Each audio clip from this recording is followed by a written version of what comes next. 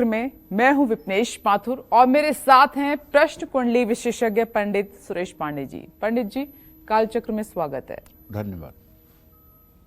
सुबह, दोपहर या शाम किस समय रत्न पहनने से क्या मिलता है लाभ, पंडित जी खोलेंगे रत्नों का राज। इसलिए देखना ना भूलें कालचक्र। कई बार आपने महसूस किया होगा और कई बार आपने देखा होगा, ऐसा होता है कि हम अपनी परेशानियों को कम करने के लिए रत्न पहन तो लेते हैं, लेकिन कुछ समय गुजरने के बाद अगर हमें कोई अच्छा रिस्पॉन्स ना मिले तो हम रत्नों और अपनी किस्मत को कोसने लगते हैं। लेकिन इन सब चीजों को कोसने से पहले क्या कभी हमने ये सोचा है इस बारे में शांति से बैठकर कि जो रत्न हमने पहना है, क्या उसके पहनने का समय, वार, तिथि, तरीका सब सही था? क्या जो रत्न हमने पहना है उसका वजन, उसकी शुद्धता और जिस धातु में वो जड़ा हुआ है, क्या वो सही है? नहीं ना? तो आज का कालचक्र देखने के बाद आपको इन सभी बातों का जवाब मिल जाएगा। आप गौर करेंगे क्योंकि आज कालचक्र खास एपिसोड में पंडित जी आपको रत्नों का एक एक राज बताने वाले हैं। इसलिए अगर आप भी जानना चाहते हैं कि जो रत्न आपने धारण किया हुआ है उसका आप पर असर कब और कैसे होगा, तो बने रहिए पूरा 1 घंटा हमारे साथ, यानी कि कालचक्र के साथ। इसके अलावा अगर आपके मन में कोई भी सवाल आता है, जैसा कि हमें हमेशा कहते हैं, तो आप हमें फोन कर सकते हैं। हमारा नंबर जल्दी से आप नोट कर लीजिए, नंबर है 0120665241। जैसा कि मैंने आपको बताया कि आज का कालचक्र बहुत महत्वपूर्ण है, तो चलिए अपनी आज की खास चर्चा की शुरुआत करते हुए सबसे पहले बात करते हैं पुखराज रत्न की।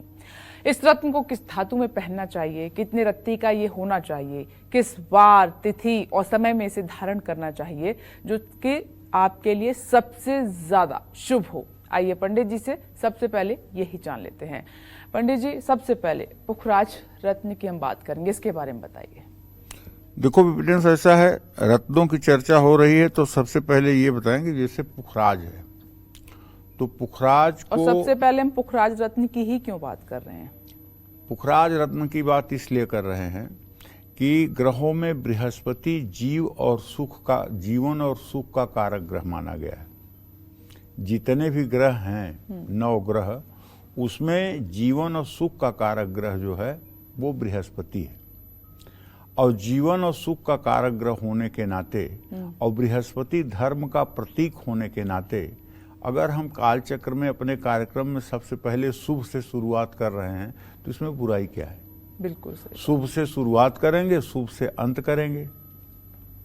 बात तो सबकी करेंगे, ऐसा नहीं है कि किसी की बात नहीं करेंगे, लेकिन शुरुआत तो मंगलाचरण से ही होता है ना।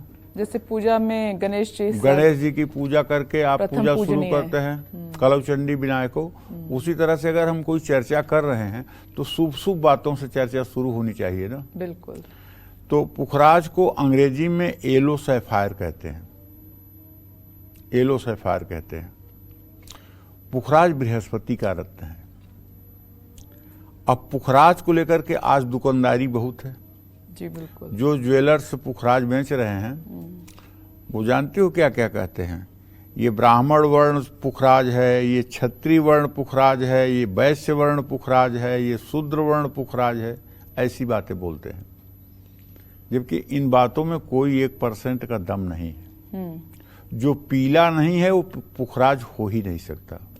जो पीला नहीं है वो पुखराज हो ही नहीं सकता। अगर सफेद है तो वो पुखराज हो ही नहीं सकता। अगर नीलिमा लिए हुए है तो पुखराज हो ही नहीं सकता। लालिमा लिए हुए है तो पुखराज हो ही नहीं सकता।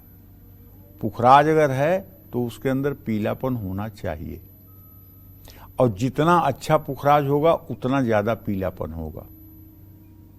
और इसका बिना जूलॉजिकल लैब से रिपोर्ट लिए अगर आप मान रहे हैं पुखराज है तो कहीं न कहीं से आपको नुकसान होगा, क्योंकि रत्नों में बहुत हेर फेर है।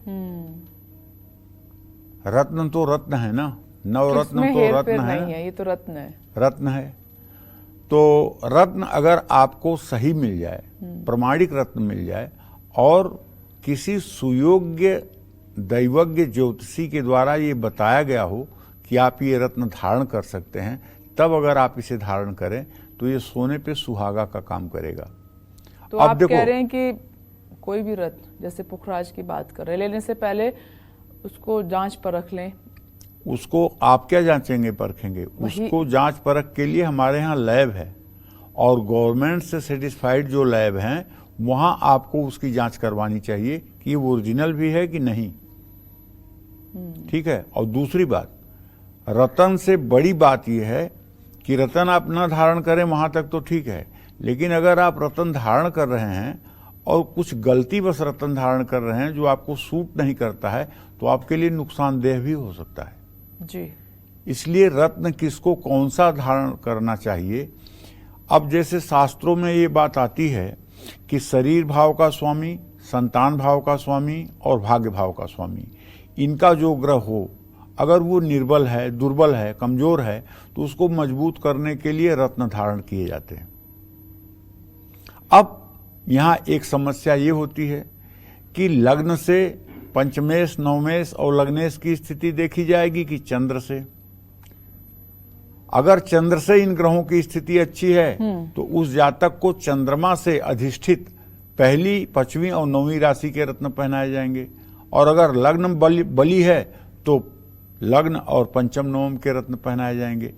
और यही डिसाइड करना जो है, यही डिसाइड करना बहुत बड़ा फैक्टर है।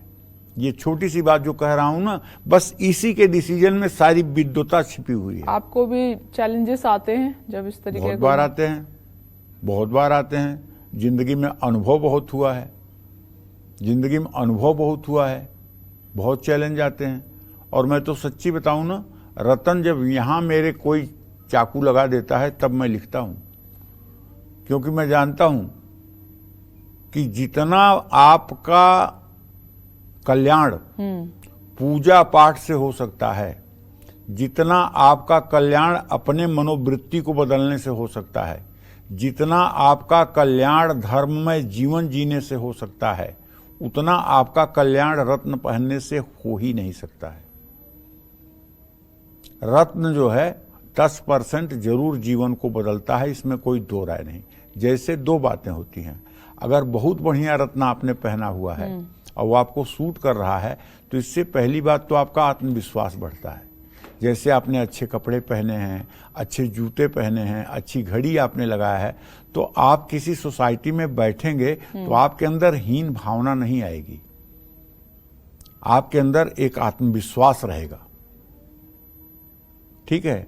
उसी तरह से अगर किसी के हाथ में 2 कैरेट का हीरा चमक रहा है, अमिताभ बच्चन की तरह 7 रत्ती का नीलम चमक रहा है, तो उस व्यक्ति को देख करके सामने वाले व्यक्ति के मन में आकर्षण पैदा होता है, क्योंकि रत्न है ना। गोधन, गजधन, बाजधन और रतन धन खान, जब आवे संतोष धन, सब धन धूर समान। भारतीय संस्कृति में, सनातन धर्म में गाय को सबसे बड़ा धन माना गया है। बिल्कुल। उसके बाद हाथी को धन माना गया है, उसके बाद घोड़े को धन माना गया है, और उसके बाद रत्नों को धन माना गया है। उसके बाद तब सोना, चांदी, रुपए, पैसे की बात होती है। ठीक है। तो मैं कहना चाहता हूं, पुखराज रत्न धारण करने का सबसे उत्तम समय जो है, ये है एकदम प्रातः काल, सुबह 5 बजे से 9 बजे के बीच। कब? बृहस्पतिवार को। पुखराज को गुरुवार के दिन शुक्ल पक्ष में ही धारण करना चाहिए। पुखराज को दाहिने हाथ की तर्जनी उंगली में, महिलाएं बाएं हाथ की तर्जनी में भी धारण कर सकती हैं, दाहिने हाथ की भी तर्जनी में धारण कर सकती हैं, और पुरुष तो दाहिने हाथ की तर्जनी में ही धारण करेंगे। पुखराज रत्न को संभव हो तो सोने में, नहीं संभव हो तो पंचधातु या अष्टधातु में बनवा करके धारण करना चाहिए। पुखराज का वजन कम से कम 3 से 4 रत्ती का होना चाहिए, ज्यादा कितना भी हो सकता है, 7 रत्ती, 8 रत्ती, 10 रत्ती, 12 रत्ती, जैसा आपका वजन है उस हिसाब से आपका पुखराज का वजन हो सकता है। ये आपके लिए लाभकारी होगा। लेकिन पुखराज धारण करने वालों को एक बात हमेशा ध्यान रखना चाहिए कि यदि आपको पुखराज सूट कर रहा है तो इसका मतलब कि बृहस्पति का प्रभाव आपके जीवन पर पॉजिटिव है, सकारात्मक है। तो आपकी आजीविका, आपका खान पान, आपका रहन सहन बृहस्पति के अनुकूल होना चाहिए। अर्थात आप तामसी भोजन का सेवन कदापि न करें। अगर आपने पुखराज धारण किया है, आप किसी प्रकार के मद्य, मांस, मदिरा, इन सब चीजों का सेवन ना करें। आप किसी तरह का अनैतिक या अन्याय से उपार्जित धन को अपने जीवन में उपयोग ना करें। इन सब चीजों का ध्यान देना होगा, तब पुखराज आपके जीवन में सहायक सिद्ध होगा। जय मां विंध्यवासिनी। राशिफल की शुरुआत करते हुए मेष राशि की बात करेंगे। आपकी आर्थिक स्थिति कैसी रहेगी, कामकाज, रिश्ते, सेहत, साथ ही क्या है आज आपका उपाय, शुभ अंक और शुभ रंग, जानते हैं। देखिए, आज का ट्रांजिट ये है कि भले ही चंद्रमा और मंगल आपके राशि में हैं, लेकिन आपके व्यय भाव का राहु तो यही संकेत कर रहा है कि आज कहीं अगर आप पैसा लगाना चाहते हैं तो बिल्कुल मत लगाइएगा। जैसे शेयर में, कमोडिटी में आप पैसा लगाना चाहते हैं तो आज जरा रुक जाइए, कल के बाद आपको लगाने पर कोई नुकसान नहीं होगा। दूसरी बात, आज काम का पूरा क्रेडिट आपको मिलेगा। अगर आप विवाह योग्य हैं तो शादी की बात पक्की हो सकती है, लेकिन ध्यान रखिएगा आपके द्वितीय भाव में सूर्य, शुक्र, बुध और गुरु की, बृहस्पति की स्थिति है। आप किसी भी प्रकार के एडिक्शन से, किसी भी प्रकार के नशे से अपने आप को अलग रखें, वरना सेहत पर इसका बुरा असर पड़ेगा। और अगर जिद छोड़ देंगे तो सारी समस्याओं को भी आप सुलझा पाएंगे। केसर और चंदन का तिलक अपने माथे पर लगाएं। शुभ अंक आपके लिए 5 है, शुभ रंग आपके लिए केसरिया है। जय मां विंध्यवासिनी। और अब बात करते हैं शनि के रत्न यानी कि नीलम की। इसके बारे में ये कहा जाता है या तो ये रत्न आपको बुलंदियों पर ले जा सकता है या फिर अर्श से फर्श पर ला देता है।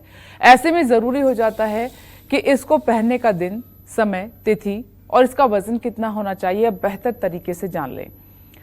नीलम को धारण करते समय हमें किन बातों का विशिष्ट तौर पर पंडित जी ध्यान रखना है, बताइए।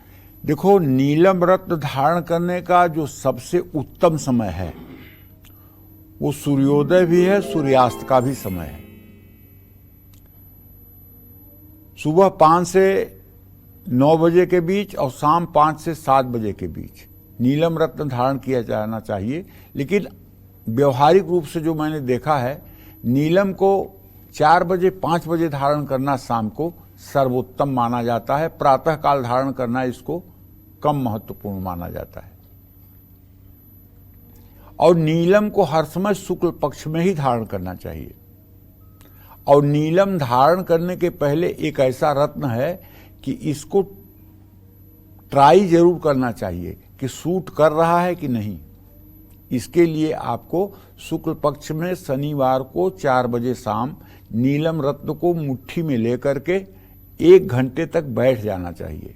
अगर इस 1 घंटे में आपको चक्कर आ रहा है, बेचैनी महसूस हो रही है, एलर्जी महसूस हो रही है, या कोई बुरा फोन आपको आ गया, कोई बुरा मैसेज आपको आ गया, तो आप मान लीजिएगा कि नीलम आपको सूट नहीं कर रहा है। लेकिन आपने उसे मुट्ठी में बंद करके और 1 घंटे के लिए रखा है, उस समय आपको कोई गुड न्यूज आ रही है, आपके मन में आह्लाद, खुशी और आत्मविश्वास बढ़ता हुआ दिखाई दे रहा है, आपका मन चहकता हुआ दिखाई दे रहा है, तो नीलम आपको सूट कर रहा है। क्योंकि नीलम ऐसा रत्न है जो अपना असर अगर बुरा करना होगा तो 24 घंटे के अंदर दिखा ही देगा अपना असर। ये मैं अपने जीवन के अनुभव की बात कह रहा हूं। 24 घंटे के अंदर ये अपना प्रभाव दिखा देगा। अगर नहीं सूट कर रहा है तो आप विश्वास करिए ये बर्बाद कर देगा, और ऐसा बर्बाद करेगा कि उस बर्बादी से आदमी को उबरने का मौका नहीं मिलेगा। और अगर सूट कर रहा है, आपको लाभकारी है, तो इतनी बुलंदियों पर पहुंचा देगा कि कोई कल्पना नहीं कर सकता। इसलिए नीलम को बहुत सोच समझ करके ही धारण करना चाहिए। ये विष और अमृत दोनों का काम करता है। बाकी किसी रत्न के अंदर ये क्वालिटी नहीं है जो नीलम के अंदर है। ये शनि का रत्न है, अच्छी तरह से जान लीजिए। और इसकी पहचान है कि अगर ये ओरिजिनल होगा तो एक हल्का सा तृण, मतलब घास फूस का हल्का सा सूखा टुकड़ा आप रख दीजिए और नीलम रत्न उसके ऊपर रख दीजिए। वो तृण को जो है अपने साथ चिपका लेगा, पक्का चिपकाएगा। अगर नीलम नहीं है, शीशा है, आर्टिफिशियल है, तो वो नहीं चिपकाएगा। अगर ओरिजिनल नीलम है तो चिपका लेगा, पक्की बात मानिए। नीलम को हाथ में या गले में धारण किया जा सकता है। गले में उन लोगों को धारण करना चाहिए जिनका शनि लग्नेश, पंचमेश, नवमेश तो है, लेकिन किसी ऐसे भाव में है जैसे कन्या राशि में है, और अगर उसको गले में धारण कर लिया गया तब वो तुला राशि का फल देगा। अगर वो धनु राशि में है, गले में धारण कर लिया तो वो मकर राशि का फल देगा। अगर मकर राशि में है, उसको गले में धारण किया गया तो कुंभ राशि का फल देगा। तो कहने का मतलब, अगर आगे की एक राशि का फल देने से लाभ होने वाला है तो नीलम को गले में धारण करना चाहिए, और जहां स्थित है वहीं मजबूत हो जाए और आपके लिए लाभकारी हो तो अंगूठी में धारण करना चाहिए, दाहिने हाथ की मध्यमा उंगली में, बीच वाली उंगली में। शनिवार को शुक्ल पक्ष में 4 बजे शाम के बाद, सूर्यास्त से पहले। चांदी की ही अंगूठी में धारण करना चाहिए। बहुत लोग नीलम को सोने में धारण कर लेते हैं। उन्हें मैं बताना चाहता हूं कि कभी भी शनि की उंगली ये मध्यमा है, इसमें कभी सोना रत्न नहीं धारण करना चाहिए। चाहे केवल सोने की अंगूठी हो और चाहे नीलम बना हुआ हो, चाहे गोमेद बना हुआ हो, कोई भी रत्न आपको सोने में दाहिने हाथ की मध्यमा उंगली में नहीं धारण करना चाहिए। इससे दुर्भाग्य उदय होता है। सोना कभी भी दाहिने हाथ की मध्यमा उंगली में धारण ही नहीं करना चाहिए, ये गारंटी के साथ आपको बता रहा हूं, क्योंकि ये शनि की उंगली है और शनि की उंगली में सोना नहीं धारण किया जाता। यहां आप लोहे का छल्ला पहन सकते हैं या चांदी की अंगूठी पहन सकते हैं, लेकिन अगर आप यहां सोना पहनेंगे तो निश्चित रूप से आपको बदकिस्मती का शिकार होना पड़ेगा। नीलम रत्न का वजन कम से कम 4 रत्ती तो होना चाहिए, और नीलम बहुत प्रकार के हैं। नीलम कम दाम से लेकर के बहुत महंगे महंगे दामों तक मिलता है। इसमें एक सबसे खतरनाक नीलम जो होता है वो होता है खूनी नीलम। खूनी नीलम को अगर आप देखेंगे तो उसमें हल्की हल्की लाल रंग की आपको जो है परतें दिखाई देंगी, वो खूनी नीलम है। ये नीलम शायद ही किसी को सूट करता हो। जिसका शनि बहुत बढ़िया होगा उसके लिए भी ये बहुत वरदान साबित नहीं होगा। अच्छा नीलम वो होता है जो मयूर पंख की तरह एकदम नीला हो, मोर के पंख की तरह एकदम नीला हो।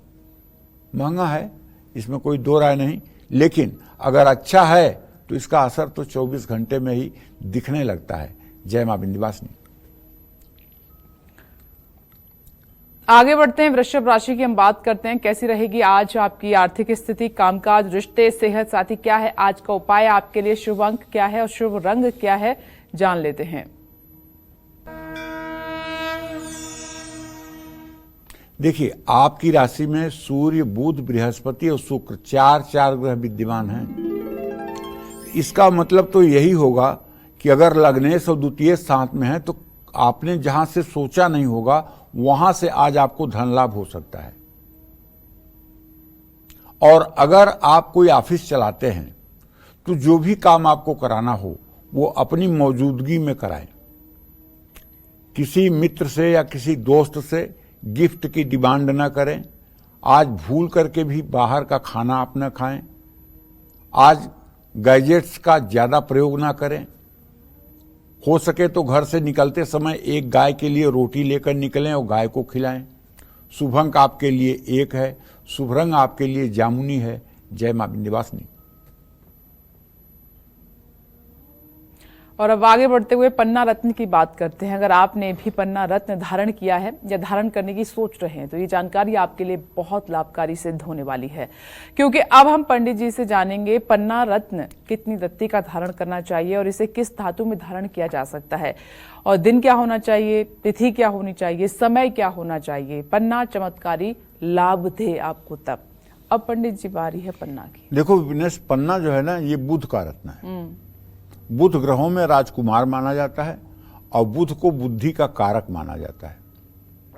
बुधे न बुद्धि सदनर्ष संस्था, बुध बुद्धि का कारक ग्रह है। जिन लोगों की कुंडली में बुध अस्त होता है, ऐसे बच्चे प्रायः पढ़ने में अच्छे नहीं होते हैं। जिनकी कुंडली में बुध अस्त का और नीच राशि में होता है, ऐसे लड़के आर्टिज्म के शिकार होते हैं। ऐसे लड़के बाई बर्थ आर्टिज्म के शिकार होते हैं। वो अपनी चेतना में कभी आते ही नहीं है। बुध अगर चतुर्थ भाव में बैठा हो तो ऐसे बच्चे जो है बौद्धिक कार्य जो है सफलतापूर्वक नहीं कर पाते, क्योंकि चतुर्थ भाव में बुध निष्फल हो जाता है। इस तरह से अगर बुध ग्रह जन्म कुंडली में लग्न पंचम या नवम का स्वामी है, या चंद्रमा से प्रथम भाव पंचम और नवम का स्वामी है और बलवान स्थिति में है, शुभ स्थिति में है, तो पन्ना धारण किया जा सकता है। पन्ना रत्न धारण करने का सबसे उत्तम समय सूर्योदय और सूर्यास्त का होता है, लेकिन सूर्यास्त मत लीजिए, इसके लिए सूर्योदय लीजिए, क्योंकि बुध तब बहुत मजबूत हो जाता है जब सूर्य के साथ होता है लेकिन अस्त नहीं होता है। और बुध के अस्तित्व के बारे में भी एक बात जान लीजिए। आज जितने सॉफ्टवेयर हैं, ये 9 डिग्री दूर रहने पर ही बुध को अस्त कर देते हैं। लेकिन मैंने जो अनुभव में देखा है वो ये देखा है कि जब तक बुध और सूर्य 1 डिग्री के अंतर पर नहीं रह जाते हैं, तब तक उसके अस्तित्व का फल नहीं होता है। अगर बुध और सूर्य की डिग्री में 1 डिग्री का केवल अंतर है, तब वो अस्त माना जाएगा। तब उसका अस्तित्व का जो दुष्परिणाम है वो जातक के ऊपर पड़ेगा। लेकिन अगर ज्यादा डिग्री का अंतर है तो आप मान के चलिए ये अस्तित्व पूर्ण अस्तित्व नहीं है, और न ही वो मूर्ख होगा, न ही वो गंवार होगा, न ही वो ऑटिज्म का शिकार होगा। इसको एकदम प्रातःकाल सुबह 5 बजे से 7 बजे तक धारण कर लेना चाहिए और शुक्ल पक्ष में ही धारण करना चाहिए। शाम को भी पन्ना किसी किसी का मत है कि धारण करना चाहिए, लेकिन मेरा मत है कि चूंकि ये शुभग्रह है, इसलिए प्रातःकाल सूर्योदय के बाद धारण करना ज्यादा श्रेयस्कर है। पन्ना को धारण करने के दिन बुधवार है। पन्ना को शुक्ल पक्ष में ही धारण करना चाहिए। पन्ना को गले में भी धारण किया जा सकता है।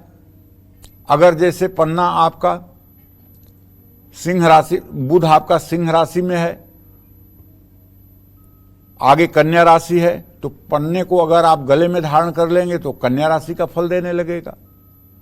और पन्ने को सोने और चांदी दोनों में धारण किया जाता है, लेकिन ये हर समय दाहिने हाथ की कनिष्ठिका उंगली में ही धारण किया जाता है। ये बात पक्की समझ लीजिए। बहुत से लोग देखते हैं अनामिका में भी पन्ना धारण कर लेते हैं, ऐसा नहीं, केवल कनिष्ठा।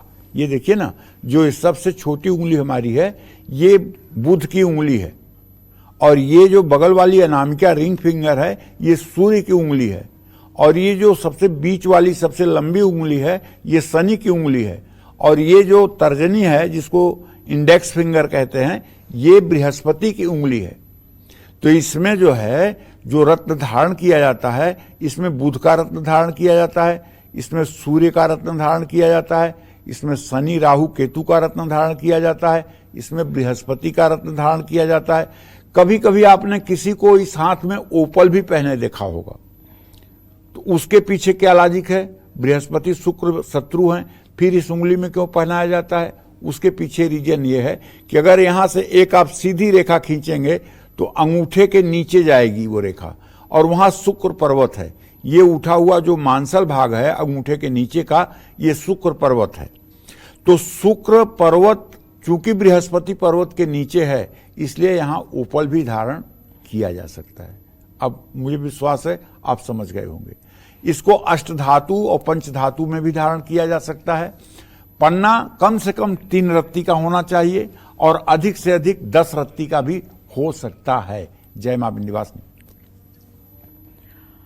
और अब बारी है मिथुन राशि की। कैसा रहेगा पूरा दिन आपका आज, आइए जानते हैं। आपके व्यय भाव में बहुत भाई चार ग्रह बैठे हुए हैं, बुध, बृहस्पति, शुक्र, सूर्य।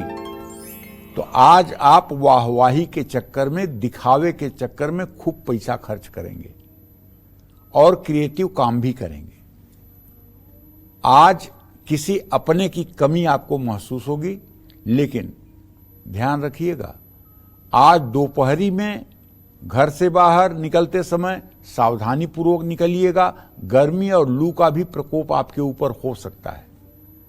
आज अपने जीवन साथी पर या कभी अपने जीवन साथी पर शक नहीं करें। पानी में हल्दी डालकर स्नान करें। शुभ अंक आपके लिए 2 है। शुभ रंग आपके लिए आसमानी है। जय मां विंध्यवासिनी। अब जल्दी से कर्क राशि की बात कर लेते हैं। कैसा दिन बीतेगा आज आपका, जानते हैं। कर्क राशि के जातकों को बताना चाहूंगा कि आपका ट्रांजिट तो अच्छा है। मंगल और चंद्रमा दोनों आपके 10वें भाव में हैं, लेकिन फिर भी उचित यह है कि सोच समझ करके खर्चा करिए। काम से जुड़ा कोई फैसला लेना है, उसे भी पूरा धैर्य के साथ लीजिए। आज आपका वैवाहिक जीवन सुखी रहेगा। नकारात्मक सोच पर लगाम लगाइए, वरना तबीयत बिगड़ सकती है। यात्रा के दौरान सतर्कता बरतें। भगवान श्री हरि विष्णु को पीले वस्त्र समर्पित करें। शुभ अंक आपके लिए 5 है। शुभ रंग आपके लिए हल्का पीला है। जय मां विंध्यवासिनी। यकीन मानिए कि आज का कालचक्र देखने के बाद रत्नों से जुड़ी आपकी हर कंफ्यूजन छुमंतर हो जाएगी। आप समझ और जान पाएंगे कि जो रत्न आपने पहना है क्या वो सही है, क्या उसके पहनने का तरीका, उसका समय, उसमें लगी धातु और उसकी शुद्धता किस हद तक सही है। तो ये जानकारी बहुत महत्वपूर्ण है आपके लिए, इसलिए ध्यान से देखिए आज का कालचक्र और पंडित जी से जानिए रत्नों का एक एक रहस्य। चलिए अब अपनी चर्चा को आगे बढ़ाते हुए बात करते हैं मूंगा रत्न की। इस रत्न की खासियत क्या होती है, इसे किस समय धारण आप कर सकते हैं, इसका सही वजन क्या होना चाहिए और किस धातु में धारण करने से मूंगा सबसे ज्यादा प्रभावशाली हो जाता है। आइए पंडित जी से जान लेते हैं। पंडित जी, अब मूंगा रत्न की हम बात कर रहे हैं, या तो जिन लोगों ने धारण कर रखा है या किसी ने सजेस्ट किया है उनको या धारण करने की सोच रहे हैं, तो उनके लिए बहुत जरूरी है। पहली बात तो विपनेश ये जान लो कि मूंगा अन्य रत्नों की तरह कोई रत्न मतलब की नहीं है। ये एक लकड़ी है मूंगा। मूंगा नाम सुन के कोई कैसे समझ पाएगा कि एक लकड़ी है? हाँ, मूंगा एक लकड़ी है। समुद्र के किनारे मूंगा नाम का एक मतलब कि जानवर होता है, जैसे केकड़े होते हैं ऐसे।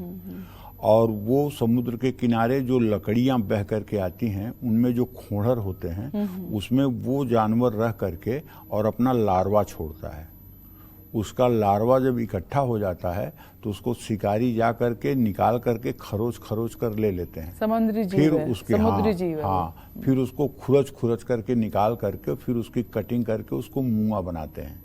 जो मूंगा जहाँ पाया जाता है, कुछ मूंगे जापान में जो पाए जाते हैं उनको जापानी मूंगा कहते हैं। जो भारत के समुद्रों के किनारे पाए जाते हैं उन्हें देसी मूंगा कहते हैं। और कुछ इटली में जो पाए जाते हैं उन्हें इटालियन मूंगा कहते हैं। लेकिन है सब लकड़ी, कोई मतलब कि इसमें धातु नहीं है। अब पूछो लकड़ी कैसे है, तो देखो मूंगा को आप ले लीजिए और मूंगे के ऊपर एक बूंद आप जो है नींबू का रस निचोड़ दीजिए। एक बूंद नींबू का रस निचोड़ दीजिए। अगर वो स्टोन होगा, पत्थर होगा, तब तो उसके ऊपर कोई फर्क नहीं पड़ेगा। जी बिल्कुल, ठीक है ना, जैसे का तैसा रहेगा। लेकिन अगर वो लकड़ी है तो नींबू का खट्टापन जो है, एसिड जो है, ये जा करके लकड़ी के साथ तुरंत रिएक्शन करेगा। यस। और उसमें बुझबुझ की स्थिति शुरू होगी। अगर नहीं भी शुरू होती और आप फिर उसके नींबू को रस को हाथ से हटा दीजिए, तो उस जगह पे जहां नींबू का रस आपने डाला होगा वहां उतनी जगह में थोड़ी देर के लिए सफेद हो जाएगा। और फिर आप उसको पानी से धोएंगे तो अपने रंग में आ जाएगा, वास्तविक रंग में आ जाएगा। लेकिन नींबू डालने के बाद उसका रंग जरूर बदलेगा। और अगर वो प्लास्टिक होगा, अगर वो आर्टिफिशियल मूंगा होगा, तो उस पर कोई अंतर नहीं पड़ेगा, 1% का अंतर नहीं पड़ेगा। वो जैसे है वैसे नींबू डालने पर भी होगा। लेकिन अब इसका मतलब नहीं मैं कह रहा हूं तो आप नींबू का 1 कटोरी रस निकाल लीजिए, उसमें मूंगा डाल के बैठ जाइए, तो फिर वो मूंगा खत्म ही हो जाएगा, वो किसी काम का नहीं रह जाएगा। जी बिल्कुल। कुछ लोग होते हैं ना कि परीक्षा की अति कर देते हैं। अति नहीं करना चाहिए। अब जैसे इंजेक्शन किसी को सूट कर रहा है कि नहीं, तो हल्का सा ही लगाया जाएगा ना, कि पूरा इंजेक्शन लगा करके तब टेस्ट किया जाएगा। तो कहने का मतलब सूर्योदय के समय मूंगा रत्न धारण करना सबसे उत्तम होता है, यानी सुबह 5 से 9 बजे के बीच मूंगा धारण करना चाहिए। मूंगा मंगल का रत्न होने के कारण इसे मंगलवार के दिन धारण करना चाहिए। मूंगा को शुक्ल पक्ष में धारण किया जाना चाहिए, ये मंगल का रत्न है। मूंगा रत्न हाथ या गले में धारण भी किया जा सकता है। कुछ लोग तो मूंगा की माला भी धारण कर सकते हैं अगर मंगल उनका कमजोर है तो। मंगल कमजोर होगा ना तो व्यक्ति के अंदर साहस और पराक्रम की कमी होगी। मंगल अगर कमजोर होगा ना तो भाई बहनों का सुख कमजोर होगा। मंगल अगर कमजोर होगा ना तो आदमी डरपोक होगा। और मंगल अगर जरूरत से ज्यादा खराब हो गया तो आदमी बहुत क्रोधी होगा। आदमी का वैवाहिक जीवन ठीक नहीं होगा, विवाह में बहुत विलंब होगा। ये तमाम बातें हैं। मूंगा रत्न को सोने और चांदी दोनों में और तांबे में, तीनों में धारण किया जा सकता है। मैं तो कहूँगा अगर सोने की सामर्थ्य न हो तो आप तांबे में बनवा करके पहने। और इसको यही सूर्य वाली उंगली में धारण किया जाता है, जो ये नाम क्या मैंने आपको बताया था, इसी में धारण किया जाता है। 4 रत्ती, 6 रत्ती, 10 रत्ती, 11 रत्ती, 13 रत्ती का मूंगा, 14 रत्ती का मूंगा आप धारण कर सकते हैं। लेकिन ध्यान ये रखना चाहिए कि मूंगा में ये देखना चाहिए कि घुन न लगा हो। मूंगा बहुत ऐसा होता है जिसमें घुना हुआ मूंगा होता है, क्योंकि लकड़ी है तो इसमें काले काले अगर धब्बे आपको दिखाई दे रहे हैं चाहे नीचे के ऊपर चाहे ऊपर की तरफ, तो ऐसा मूंगा नहीं खरीदना चाहिए। जय मां विंध्यवासिनी। हम अब आगे बढ़ते हैं, सिंह राशि की बात करते हैं। आज का दिन आपका कैसा रहने वाला है ये जानते हैं।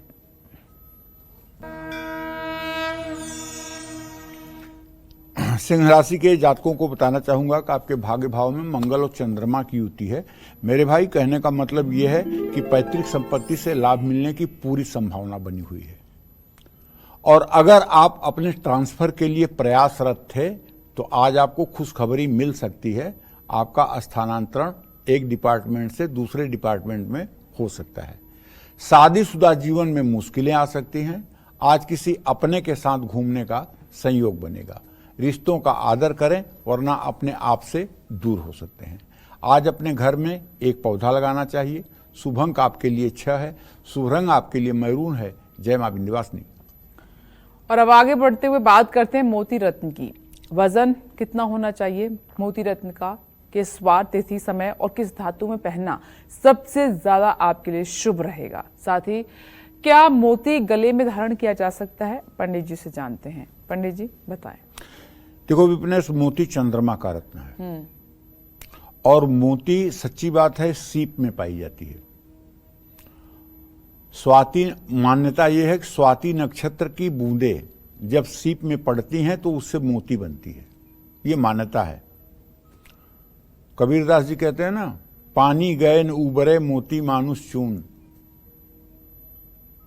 तो कहने का मतलब यह है, आज जो मोती दिखाई दे रहा है बाजार में, ये सब कल्चर्ड मोती है। इसमें से कोई ओरिजिनल मोती नहीं है। ओरिजिनल मोती जो होता है वो बसरा का होता है, बहुत महंगा है।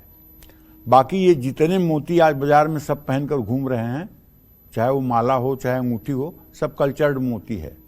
इसको ऐसे करते हैं ना कि ढेर सारी सीप जो है समुद्र से निकाल करके ले आते हैं लोग, और उसको मतलब कि थोड़ा सा धूप में रखते हैं, तो जब उसका मुंह खुल जाता है तो एक टेस्ट ट्यूब में केमिकल लेकर के 2-2 बूंद केमिकल जो है हर सीप में गिरा करके उसको फ्रीजर में डाल देते हैं और फिर उसके बाद पानी में उसको छोड़ देते हैं।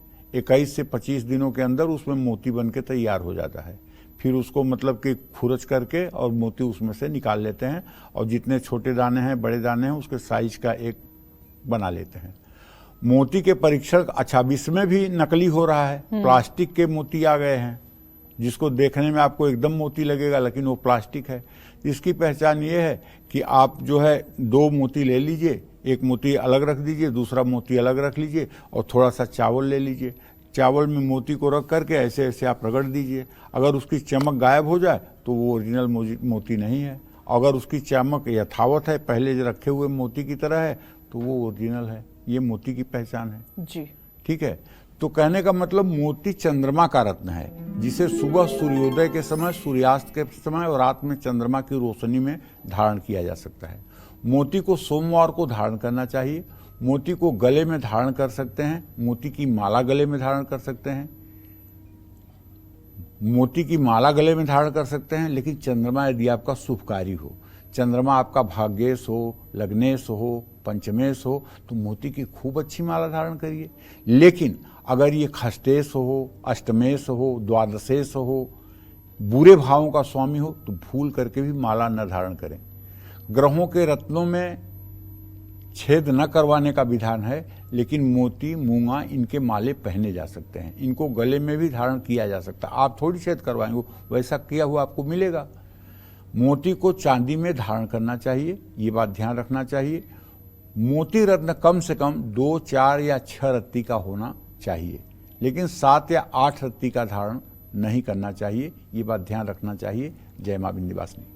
अब हम कन्या राशि की बात कर लेते हैं। कैसी रहेगी आर्थिक स्थिति, कामकाज, रिश्ते, सेहत, साथी क्या है आज का उपाय आपके लिए, शुभ अंक और शुभ रंग जान लेते हैं।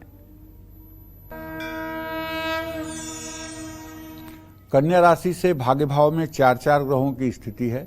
चालाकी भरी आर्थिक योजनाओं से बचें। काम के दस्तावेजों को संभाल कर रखें। किसी बाहरी की वजह से वैवाहिक रिश्ते प्रभावित हो सकते हैं। आज पुरानी बीमारी से आपको आराम मिलेगा। पैसों की बर्बादी कोई बड़ी सीख आपको देगी। आज गाय को गुड़ और रोटी खिलाएं। शुभ अंक आपके लिए 9 है, शुभ रंग आपके लिए सफेद है। जय मां विंध्यवासिनी। और अब आगे बढ़ेंगे, अपनी चर्चा को आगे ले जाते हुए बात करेंगे माणिक्य रत्न की। माणिक्य को पहनने से पहले हमें किन बातों का विशेष तौर पर ध्यान रखना चाहिए, माणिक्य कब पहनना है, आपको किस धातु में पहनना है, कितने वजन का ये होना चाहिए और किस दिन इसे धारण करने से आपको सफलता ही सफलता मिलेगी, जान लेते हैं। पंडित जी, माणिक्य रत्न के बारे में बताएं। माणिक्य जो है ना विपनेश, ये मतलब कि जो है सूर्य का रत्न है। इसको अंग्रेजी में रूबी कहते हैं। माणिक्य के बारे में कहा जाता है कि माणिक्य की दलाली में हीरा मिलता है। कैसे? मतलब अगर आप एक माणिक्य किसी जौहरी से बेचवा देते हैं तो माणिक्य इतना महंगा होता है कि दलाली में, मतलब कि एज ए ब्रोकर आपको गिफ्ट में हीरा मिल सकता है। मतलब हीरा भी बहुत महंगा है, तो गिफ्ट में हीरा मिल सकता है। तो आप कल्पना करिए कि माणिक्य की कीमत क्या होगी। माणिक्य बहुत महंगा है, बहुत महंगा है, जितने भी सारे रत्नों में सबसे महंगा है। मुझे किसी ने माणिक्य ही बोला था धारण करने के लिए। मैं बता रहा हूं, माणिक्य सबसे महंगा रत्न है। और असली मणि जो है वो नागमणि होती है। नागमणि जो होती है, जो नाग बहुत पुराने हो जाते हैं उनके अंदर एक मणि होती है, और उस मणि को उगल करके वो चारों तरफ घूमते हैं उसके प्रकाश में, और उसका लाल रंग का प्रकाश होता है। और उसके बारे में शास्त्रों में वर्णन है कि मणि जो है जहां रहेगी वहां सुनसान जगह रहेगा तो वो प्रकाश करेगी। और अगर एक बार किसी ने ताली बजा दिया तो धीरे धीरे उसकी लौ जो है समाप्त हो जाएगी। किसी ने बोल दिया तो उसकी लौ समाप्त हो जाएगी। तो ये मणि का प्रभाव है। तो सूर्योदय के समय इसको धारण करना चाहिए। माणिक्य को सुबह, जितना सुबह धारण कर सकते हैं धारण करना चाहिए। माणिक्य को रविवार के दिन शुक्ल पक्ष में धारण करना चाहिए। इसे खास करके सोने में और तांबे में, दोनों में धारण किया जा सकता है। माणिक्य को कभी भी चांदी में भूल करके भी नहीं बनवाना चाहिए। माणिक्य का वजन कम से कम 3 रत्ती का तो जरूर होना चाहिए। ये सारी विधा पर अगर आप ध्यान देंगे तो निश्चित रूप से बहुत ही अच्छा फल माणिक्य का मिलता है। बड़ा आत्मविश्वास बढ़ता है। और माणिक्य के हाथ में हो अगर, और बढ़िया माणिक्य हो, तो कुछ पूछना ही नहीं है। जय मां विंध्यवासिनी। तुला राशि की बात कर लेते हैं। आपका दिन आज कैसा गुजरेगा, जान लेते हैं।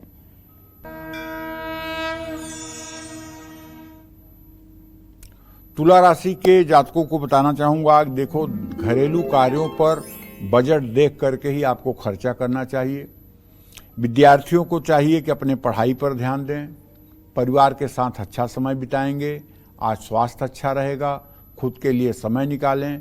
राम दरबार की पूजा करें। शुभ अंक आपके लिए 6 है, शुभ रंग आपके लिए नीला है। जय मां विंध्यवासिनी। और अब बात करेंगे ओपल की। ओपल रत्न हमें किस उंगली में धारण करना चाहिए, इसे धारण करने का सही समय, तिथि, वार और धातु कौन सी है, आइए जानते हैं पंडित जी से। पंडित जी, ओपल की बात। ओपल जो है ये शुक्र ग्रह का उपरत्न है। ये रत्न नहीं है, उपरत्न है। ये ऑस्ट्रेलिया में समुद्र में पाया जाता है और ये हीरे का सब्स्टिट्यूट है। ओपल शुक्र का रत्न है, इसे सूर्योदय और सूर्यास्त दोनों समय में धारण किया जा सकता है। ओपल सुबह 5 से 9 बजे के बीच और सुबह शाम को 5 से 7 बजे के बीच में भी धारण किया जा सकता है। शुक्र का रत्न होने के कारण ओपल को शुक्रवार को ही धारण करना चाहिए। ओपल को चांदी में या प्लेटिनम में, व्हाइट गोल्ड में धारण किया जा सकता है। हीरा और ओपल दोनों ही शुक्र के रत्न हैं, लेकिन ओपल को अनामिका उंगली में नहीं धारण करना चाहिए। हर समय इसको तर्जनी उंगली में ही धारण करना चाहिए। ये इंडेक्स फिंगर है, इसमें धारण कर सकते हैं। हाँ, अगर कोई रत्न आपने उंगली में नहीं धारण किया है तो आप चाहें तो इसे अनामिका में भी धारण कर सकते हैं। जय मां विंध्यवासिनी। अब बात करेंगे वृश्चिक राशि की, कैसा रहेगा आज का दिन आपका, जान लेते हैं।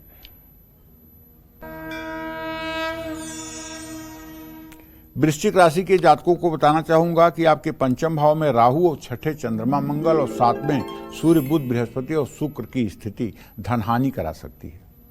सावधान रहिएगा। यात्रा करते समय अपने कीमती सामानों की हिफाजत करिएगा। ऑफिस में अपना व्यवहार ठीक रखिए। किसी करीबी से कोई शुभ समाचार मिलेगा। बुखार और जुकाम से परेशान हो सकते हैं। किसी का भी अनादर न करें। आज शिवलिंग पर जलाभिषेक करें। शुभ अंक आपके लिए 4, शुभ रंग आपके लिए हरा। जय मां विंध्यवासिनी। चलिए, ब्रेक के बाद आप सभी का स्वागत है। अब बात करते हैं, लगातार हम पंडित जी से रत्न के बारे में जानकारी ले रहे हैं। अब वो कौन सा रत्न है जिसे पहनने से राहु हमेशा शुभ फल देगा आपको, और इस रत्न को पहनने का सही समय, वार, वजन, तरीका और धातु कौन सी होनी चाहिए, आइए जान लेते हैं। पंडित जी, हम गोमेद की बात कर रहे हैं। राहु यदि आपकी कुंडली में सकारात्मक फल देने वाला है, पॉजिटिव फल देने वाला है, तो आप राहु की महादशा में गोमेद रत्न धारण कर सकते हैं। गोमेद, इसे बुधवार या शनिवार को धारण करना अच्छा होता है। गोमेद में भी कई प्रकार के गोमेद होते हैं। एक तो मैग्नेट गार्नेट होता है, चुंबकीय गोमेद। 2 गोमेद आपस में चिपकाओगे तो एकदम चिपक जाएंगे चुंबक की तरह। ये बहुत सस्ता होता है। सस्ता नहीं, बहुत सस्ता होता है, पानी के भाव सस्ता होता है। और एक मध्यम श्रेणी के गोमेद होते हैं, और एक सिलोमी गोमेद होता है जो काफ़ी मतलब कि ठीक ठाक दाम में होता है और अच्छा होता है। तो गोमेद को सूर्यास्त के समय धारण करना सबसे उत्तम होता है। शाम 5 बजे से 7 बजे के बीच में गोमेद रत्न चांदी में धारण करना चाहिए। चांदी में ही धारण करना चाहिए। गोमेद कम से कम 4, 6, 11 और 13 रत्ती का होना चाहिए, लेकिन 7, 10 या 16 रत्ती का अगर है नहीं है तो ये ठीक है। तो इस तरह से इसको धारण करने पर राहु का शुभ प्रभाव मिलता है। जय मां विंध्यवासिनी। अब बात करेंगे आगे बढ़ते हुए धनु राशि की, कैसा रहेगा दिन आपका, आज जान लेते हैं।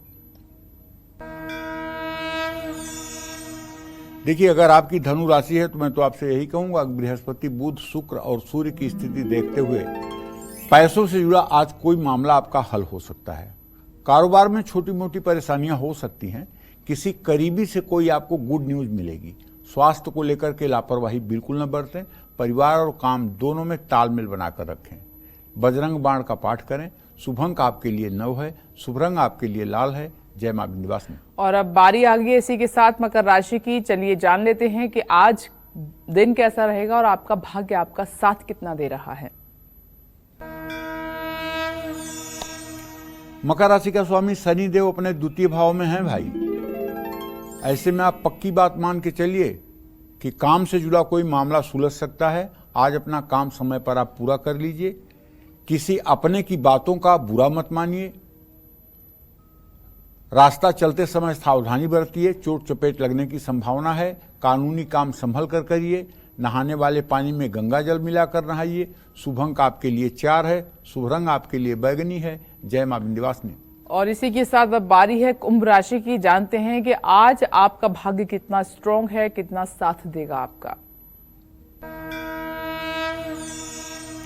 आपके तृतीय भाव में मंगल और चंद्रमा की युति है। मैं ये कहना चाहता हूं कि बड़ों की अगर आज आप सलाह लेंगे तो निश्चित आपको लाभ होगा।